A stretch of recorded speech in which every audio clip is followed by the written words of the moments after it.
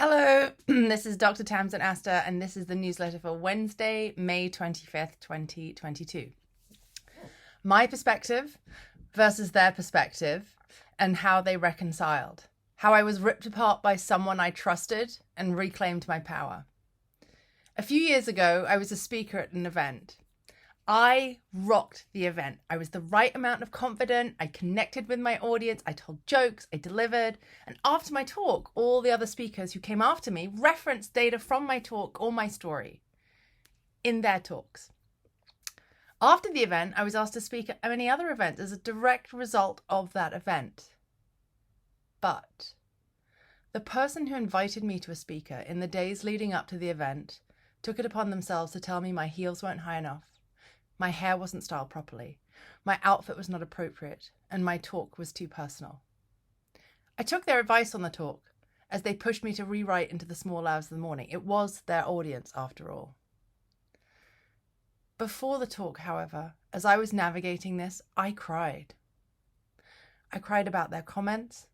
I expressed my fear about going on stage. It was the biggest audience I stood in front of yet. In front of this person, we were sharing an apartment. A few days later, when we were back home, I had a post-event call with this person, and they proceeded to tell me that I would never succeed, that I was too emotional, that I would be a failure in my business.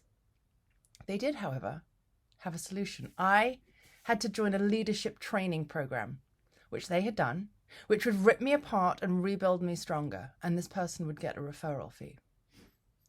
I opened my calendar and started to look at dates.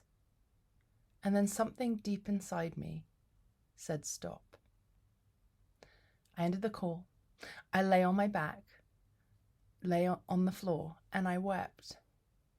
I felt such a deep sense of shame. They'd used my words against me. Fear of failure is what my inner critic whispers to me. You failed. You failed again, Tamsin. You can't do this. You're not good enough, Tamsin. Quit. Walk away. You'll never succeed. My peers suggested that this arose because I didn't follow the rules like this person did.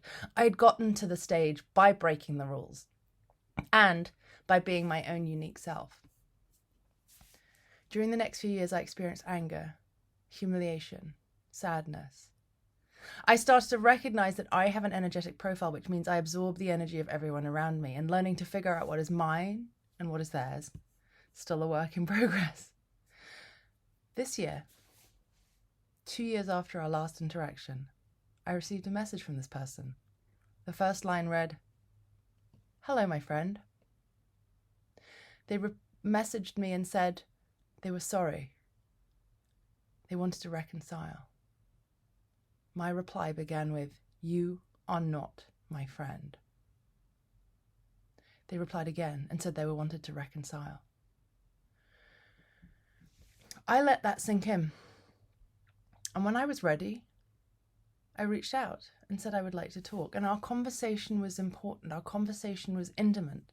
They explained their past, how it had created a lens to view the world through perfectionism, how that had leaked into their relationships. And when they saw me not being perfect because they'd had me on a pedestal of their own creation, mind you, I recognized my flaws.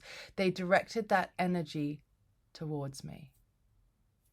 I explained that expressing my fears and sadness before the event was courageous because I was willing to be vulnerable, and shaming someone for crying was not kind or acceptable. I recognized that emotions are emotions, energy and motion, and if they don't move through me, they will stagnate. By the way, as a sidebar, more and more research is coming out about cancer and unexpressed emotions. I also explained that I wear what makes me feel good. Cleavage and super high heels and super short dresses do not make me feel good when I'm on stage. I know what suits me and what I feel empowered wearing. The conversation ended with them implying that I had things I could teach them, and we parted on very civil terms. So why am I sharing this with you? I want to share this with you because sometimes you just have to learn how to be yourself, not what they tell you to be. And that's okay. And it's not easy, but it's really powerful. The second is learning when someone tells you who you are learning to evaluate what is their projection, the shoulds, versus who you really are. And the third is to be open to reconciling if you feel safe and ready only, because it can be deeply healing. Perhaps this story will help you as you navigate difficult relationships.